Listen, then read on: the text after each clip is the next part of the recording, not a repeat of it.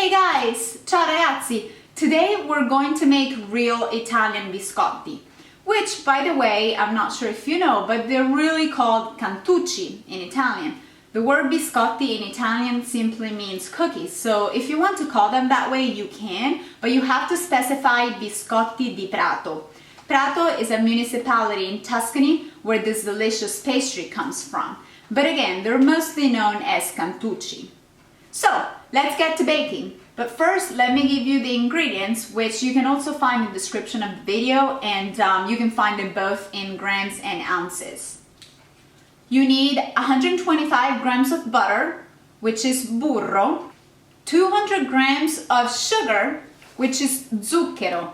Now, pay attention to the Z. We really pronounce the Z harsh, so it's not zucchero, it's zucchero.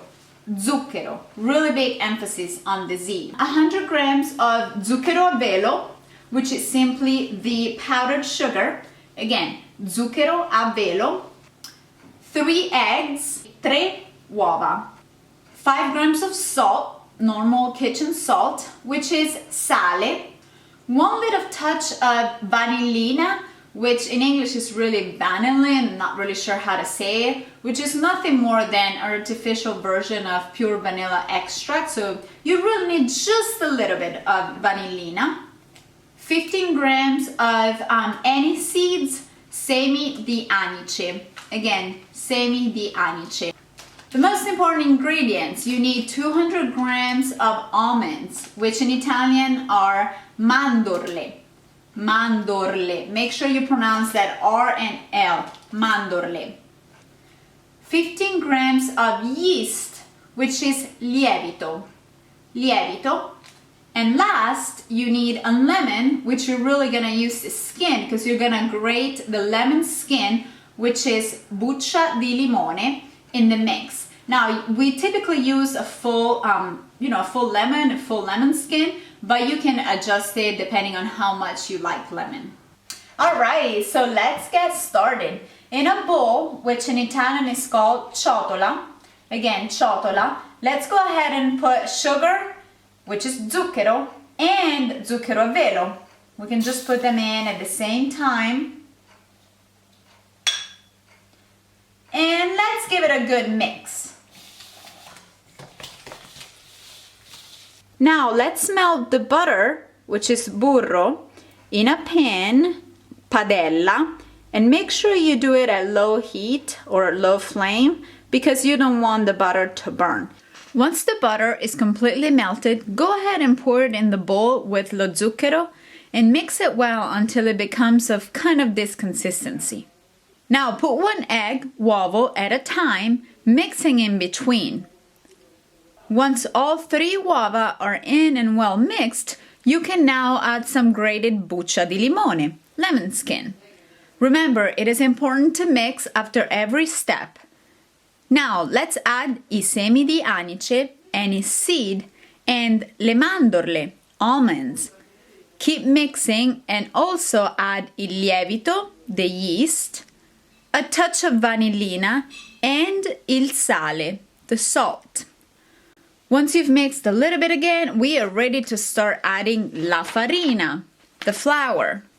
This part is a little delicate. You really want to add a little bit of farina at a time until it becomes like this. Now it's the fun and messy part. I'd recommend spreading a little bit of flour, farina, wherever you will be working the dough. We're putting it here on the marble. Start spreading the mix and make sure to get some farina on your hands, otherwise it'll stick on you. In fact, I have to admit, I had to get my mom's help on this part. You will want to work the dough until it becomes like a ball, or more like a half a ball.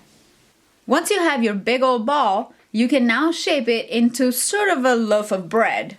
At this point, take a little piece at a time, roll it, and give it somewhat of a serpent shape. I'm sure you'll come up with a better description than that. In the meantime, set the oven to 180 degrees Celsius or 350 Fahrenheit. Once you have your little serpent, put it in a baking pan, teglia, with a baking sheet on it, carta da forno, Again, carta da forno. Now, if you want to get fancy and give your cantucci a shiny look, you can mix an egg, uovo, and with a brush, spread it on your serpents. Once you've covered them all, you can finally bake them in the oven for about 20 minutes. When you take them out, they should look like this. Let them cool off for about 10 minutes before you cut them, otherwise they will break apart easily. Then you still want to be careful because even after cooling off, they will crumble a bit, so you really want to give them a sharp cut.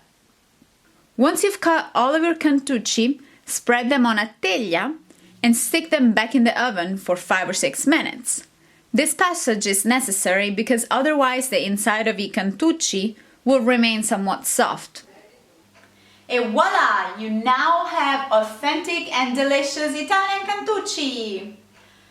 Thank you guys for watching. I hope you have enjoyed learning this recipe, and more importantly, I really hope you give it a try at home and let me know how they turn out. Of course, if they turn out bad, don't let me know.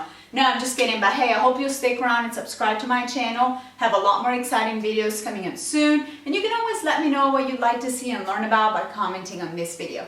Ciao, a presto!